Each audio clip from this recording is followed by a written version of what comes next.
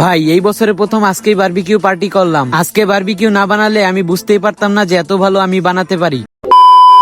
ভাই আজকে দিনটা ছিল কোরবানির ঈদের তৃতীয় দিন। এই ফালতু ব্লগার রিদওয়ানের ব্লগ গুলো যারা দেখো তাদের সবাইকে জানাই হাম্বা মুবারক। ভাই দীর্ঘ 2 দিন যাবত যেখানে যাই শুধু গরুর মাংস আর গরুর মাংস। তাই আমি আর মামা ভাবলাম যে আজকে রাতে বারবিকিউ পার্টি করব। যাই হোক, তারপরে চলে গেলাম টেকেরহাট বাজারে মুরগি কিনতে। অনেক কষ্টের পর একটি দোকানে মুরগি পেলাম, তারপরে ড্রেসিং করে বাসায় নিয়ে গেলাম। বাজারে এসে দেখি মুরগির অনেক সংকট, কারণ সবাই এখন গরুর মাংস খাওয়ায় ব্যস্ত, মুরগি কেউ কেনে না, তাই দোকানদারও রাখে না। যাই হোক, মুরগি আবার অনেকদিন যাবত গোসল করে না, তাই বাসায় এনে আগে গোসল করালাম। গোসল করানোর পর অপরিমাণ মতো লবণ, পরিমাণ মতো তেল দিয়ে মশলা দিয়ে মেরিনেট করলাম। ½ ঘন্টা পর ছাদে চলে আসলাম মুরগি পোড়ানোর জন্য, আই মিন বারবিকিউ। ভাই বারবিকিউ বানাতে গেলে যে এত বড় প্যারার মধ্যে পড়তে হয় এটা আগে জানতাম না। যদিও আমাদের থেকে মামার একটু কষ্টটা বেশি হয়েছে, কিন্তু ভাই বারবিকিউটা যা হয়েছিল না, মারাত্মক মজা হয়েছিল। ভাই বারবিকিউ তো অনেকই খেয়েছি, কিন্তু আজকের মতো মজা কখনোই পাইনি, কারণ সবাই মিলে একসাথে এরকম বারবিকিউ পার্টি করার সৌভাগ্য সব সময় হয় না। কে কে আমাদের মতো ঈদের পরে পার্টি করেছে সবাই কমেন্টে জানিয়ে দিও।